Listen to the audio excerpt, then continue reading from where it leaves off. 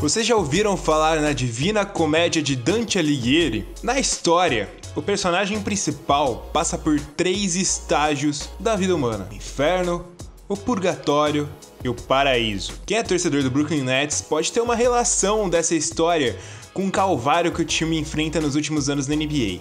No início da década, a equipe acabou formando um super time e ascendeu ao paraíso. Afinal, receber no seu time craques da bola como Kevin Garnett, Paul Pierce e juntar a jogadores como Deron Williams, Joe Johnson e Brook Lopes enche os olhos de qualquer um. O problema é que esse time durou pouco e não conseguiu muita coisa. Para essa troca, o Nets cedeu ao Boston Celtics 3 picks de primeira rodadas em anos subsequentes. Isso acabou enfraquecendo demais a reconstrução de um time que começou velho. Aí começou o inferno. Só que, depois de tirar leite de pedra nesse ano, aparentemente Sean Marks, GM da equipe desde 2016, está fazendo um trabalho excelente de reconstrução completa da equipe.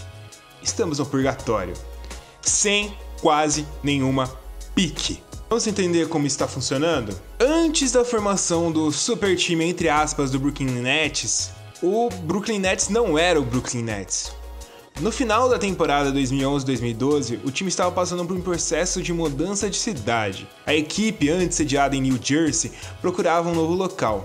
Na verdade, as conversas aconteciam desde 2005, quando Bruce Ratner comprou a equipe junto de Charles Cusher e John Cousine.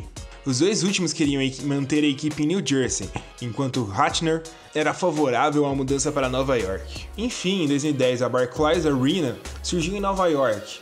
Assim, os caminhos estavam livres para o time voltar. Jay-Z, que na época era acionista do New Jersey Nets e tinha menos de 1% da equipe, disse que o time passaria a se chamar Brooklyn Nets e vestiria preto e branco. Essa troca de cidade foi oficializada em maio de 2012. A partir da temporada 2012-2013, o Brooklyn Nets nasceu e virou uma equipe da NBA. Estando em Nova York, muitos holofotes estariam em torno da equipe. Por isso, o time precisava voltar a crescer. Desde 2006-2007, a equipe não conseguiu um recorde positivo na NBA e, obviamente, não ia para os playoffs. O primeiro passo foi adicionar na off-season de 2012. O alvo era Dwight Howard, na época no Orlando Magic. Mas a troca acabou não acontecendo e o time virou as atenções para Joe Johnson, que era All-Star no Atlanta Hawks. Isso fez com que tanto Deron Williams e Brook Lopes decidissem ficar na equipe. Joe Johnson tinha 31 anos na época, é bom lembrar disso. A temporada até deu resultado, o Nets subiu para 49 vitórias e foi eliminado pelo Chicago Bulls na primeira rodada dos playoffs. Isso acabou dando um ânimo para o time se tornar ainda mais estrelado. Isso culminou em uma das maiores trocas recentes da NBA. O Nets recebeu os campeões Paul Pierce, Kevin Garnett e Jason Terry. Eles tinham respectivamente 36, 37 e 35 anos. Em trocas, eles enviaram um pacote com vários jogadores sem muito valor, as escolhas de primeira rodada do draft de 2014, 2016 e 2018. Assim, o time do Nets seria Deron Williams, Joe Johnson, Paul Pierce, Kevin Garnett e Brook Lopes. Um baita time, mas valeria o preço do futuro? Apesar de todo mundo olhar com olhos estranhos essa troca, ceder tanto para jogadores tão velhos não importava. O Brooklyn Nets queria fazer história naquele momento. No geral, mesmo que o recorde da temporada regular tivesse sido pior que o ano anterior, ainda tiveram um excelente resultado.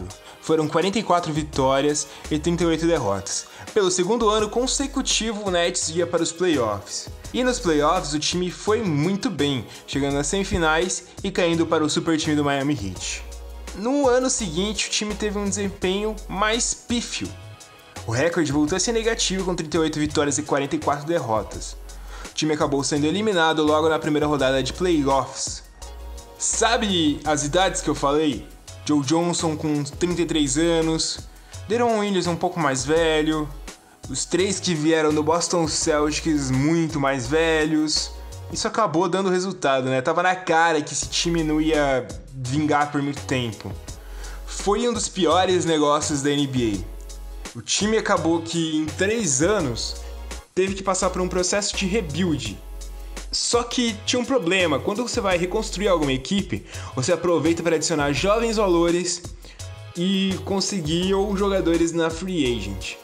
Primeiro, quem da free agent ia querer assinar com o Brooklyn Nets? Ninguém. Como fazer isso sem piques boas e sem trocas possíveis para fazer? Eles não tinham bons valores para tocar para recuperar as piques. Bom, em julho de 2014, Paul Pierce saiu e foi liberado para o Washington Wizards. Em janeiro de 2015, Kevin Garnett saiu e foi trocado pelo com o Minnesota Timberwolves. No dia 10 de janeiro de 2016, os contratos de Joe Johnson e Deron Williams foram liberados. E assim, o Brooklyn Nets tinha se livrado da maioria dos jogadores do super time falho. Basicamente, o Brooklyn Nets saiu do paraíso e foi para o inferno. A perspectiva de futuro não era nenhuma. Ninguém sabia o que poderia acontecer dali pra frente, afinal, não tinha um bom elenco jovem, não tinha possibilidade de conseguir um bom elenco jovem em pelo menos meia década, e a perspectiva era mínima, era zero. Mas eles tinham que fazer alguma coisa pra tentar, né? Sean Marks virou General Manager, e Kenny Atkinson assumiu o comando técnico, e os dois juntos tiveram a tarefa de reconstruir o time do Nets. Basicamente, eles tiveram que subir uma casa sem ter tijolos. Mas pelo menos eles tinham um bom background em boas organizações. Marks era assistente técnico do Spurs e Atkinson era assistente do Hawks. As duas franquias tinham uma base sólida dentro do elenco nos últimos anos. Mas o trabalho dos dois era praticamente impossível. Sabe a palavra? Praticamente. Os dois estão conseguindo tirar leite de pedra. O primeiro passo para você conseguir reconstruir um time foi conseguir uma pick. O time basicamente não tinha nenhuma, e para isso, a equipe aceitou se livrar do melhor jogador do elenco, Thaddeus Young. O máximo que eles conseguiram foi uma escolha de número 20 do Indiana Pacers de primeira rodada. O jogador que veio dessa classe de draft foi Caris LeVert. É uma estrela? Não, mas ele tem uma boa base de um two-way player que ataca tão bem quanto defende. Isso foi em julho de 2016. Em dezembro de 2016, o Brooklyn apostou em Spencer Dinwiddie, liberado pelo Bulls. Mais pra frente eu vou explicar o porquê desse movimento ter sido interessante. O próximo movimento foi liberar o segundo melhor jogador do elenco, Bojan Bogdanovic, para o Washington Wizards. Assim, recebeu outra escolha de primeira rodada do Wizards. Isso em janeiro de 2017. Em julho de 2017, o time acabou draftando Jarrett Allen. O pivô vem um pouco cru para a NBA. Mas agora, meia temporada depois, a gente já começa a perceber um pouco de qualidade nele.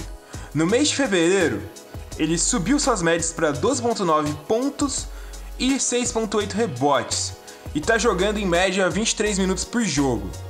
Basicamente deram mais tempos para ele e ele respondeu.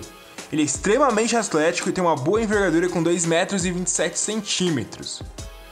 Pode ser considerado no futuro próximo como um estilo do Nets. Sean Marks, que veio do San Antonio Spurs, manja de como fazer estilos. Outra coisa que ele vem fazendo bem é aceitar contratos ruins em troca de jogadores jovens interessantes ou escolhas futuras de draft. O primeiro nesse modelo foi receber D'Angelo Russell, a segunda escolha do draft de 2015, e Timofey Mozgov, enviando Brook Lopes e uma escolha de primeira rodada de 2017. Calhou do Lakers conseguir escolher Kyle Kuzma, que virou um fenômeno, mas a princípio foi um bom movimento. O Nets não vai muito longe, é possível aceitar contratos longos em troca de benefícios. E assim eles conseguiram também D'Angelo Russell, que, apesar de ter alguns problemas extra-quadra, todo mundo sabe que é extremamente habilidoso. Fizeram o mesmo com o Toronto Raptors. Eles receberam DeMar Carroll e uma escolha de primeira rodada de 2018. O Toronto recebeu Justin Hamilton. Receberam também Allen Crabbe, um jogador jovem que vem rendendo razoavelmente. Eles enviaram Andrew Nicholson. O contrato horrível não muda tanto o jogo do Nets. Por fim, o time resolveu apostar em Jahlil Okafor, terceira escolha do draft de 2015. Levou ainda Nick Stauskas e uma escolha de segunda rodada, e perdeu Trevor Booker. Assim, o time que não tinha nenhuma escolha em 2015 acabou ficando com a segunda, D'Angelo Russell, e a terceira. Repetindo, Brooklyn não tinha perspectiva a curto prazo. É um dos poucos times que consegue apostar num cara como Okafor. O último negócio foi enviar Tyus Zeller para o Milwaukee em troca de uma escolha de segunda rodada de 2018 ou de segunda de 2020. Se lembram também de Spencer Dinwiddie? O jogador acabou virando titular ao acaso. Tanto D'Angelo quanto Jeremy Lin se lesionaram. E não é que ele correspondeu, vem fazendo uma temporada muito decente de 13.6 pontos e 6.9 assistências. E mesmo sem as picks nesse ano, o Brooklyn conseguiu 3 escolhas. 2 já vieram, Caris LeVert e Jarrett Allen. Outra vem ano que vem. Ao mesmo tempo, conseguiu 3 talentos em D'Angelo Russell, Allen Crabbe e Okafor. conseguiu um excelente relegado PG com Dinwiddie e não estão em último na NBA. Vocês conseguiram reparar? De nada, quase nada, Sean Marks e Atkinson vêm formulando algo. Vai demorar para ir aos offs? Provavelmente vai. Mas ainda assim o Brooklyn parece ter um rumo e ter saído do inferno para pelo menos vir ao purgatório. Nos próximos anos a gente vai ver se esses negócios podem dar certo. Mas o Brooklyn pode arriscar, eles não têm nada a perder. Eles não precisam tancar porque as escolhas não são deles.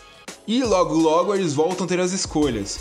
Tendo conseguido alguns talentos, alguns jogadores interessantes, podem acabar conseguindo num futuro até próximo, a partir de agora, formar um time interessante e voltar aos playoffs. Tudo isso em apenas 1 ano e meio com o trabalho de Sean Marks e Atkinson. Excelente, não é? Pode não ser o melhor dos mundos, mas já deixou de ser o pior.